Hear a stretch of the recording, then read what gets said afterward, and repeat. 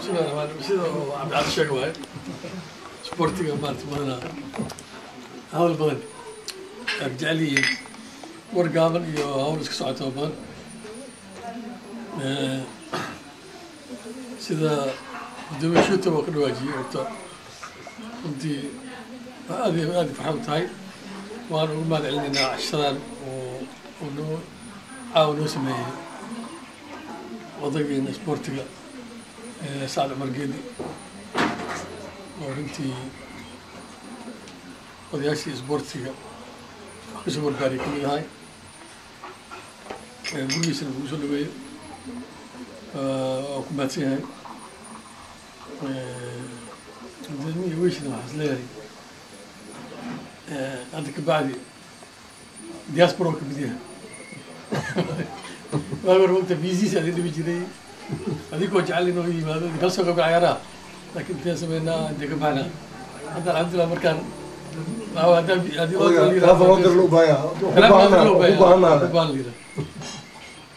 marka madana gudoomiye adina kusoo dhawaa diaspora kusoo dhawaa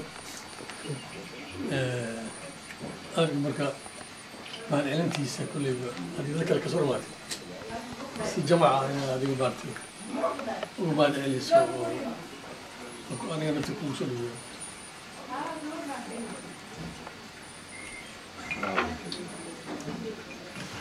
بسم الله الرحمن الرحيم. ورنتي قدومية محمد حسين قدومية وشوت وركا سوكي يعويه سا يقدر يعوينك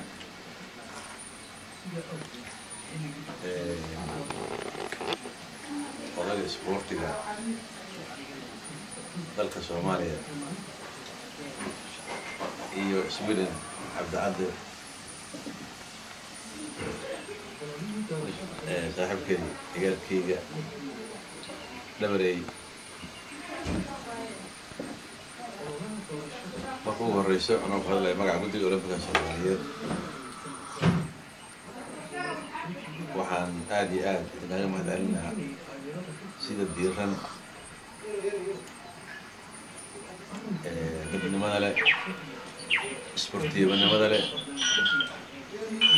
ay ku dheehan tahay isboortiyawa jaceelka aada igu soo dhaweyseen ama aada nagu soo dhaweyseen magaaladan Sweden runtii anaga kulliba taariikhda ay xusi doonta barnaamijyadeena dambana si fiican uga hadli doonaa waayo barnaamijku 1 iyo 2 nama joogo tan labaad waxaan aad iyo aad u mahadcelinayaa Sacad Cumar Geedi oo ah runtii nin isboorti ah oo xaqiiqada ah aad iyo aad ugu faraxsanahay Sacad Cumar Geedi waxa waaye isboortiga Soomaaliya qayb weyn oo soo qaatay aniga oo iga horeeyay isboortiga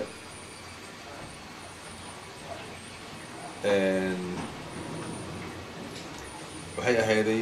jaceelkiisa isboorti oo bilaabay ilaa hadda kama oo harin waana ku faraxsanahay runtii cashadan sharafta leh asaga iyo xaaskiisaba ay noo sameeyeen aad iyo aad ugu mahadcelinayaa anagoo ku hadlaya magaca guddiga Olympiga Soomaaliyeed gabadha xaaska ahna waa isboorti waaye iyadana ciyaartay ahayd tenniska dheer waa ku faraxsanahay runtii labadooduba inay yihiin qoys ama qoyska og yahay qoys isboorti aad iyo aadaan maaragtay ugu faraxsanahay marka waa ugu mahadcelinaynaa sidaan sheegay barnaamijku waa dheer yahay hakad yarow galaa kabacdina haddana waa la isku soo noqon doonaa markaasaan wada sheekaysan doonaa aan wada hadli doonaa si fiican marka intaas waqtiga gaaban awgiis aad iyo aad mar labaad soo dhaweynta qiimaha iyo qadarinta fiican leh iyo sacad wardiidi iyo xaaskiisa oo casho aad iyo aad u fiican noo sameeyey aad ugu mahad celinaynaa wabilaahi tawfiiq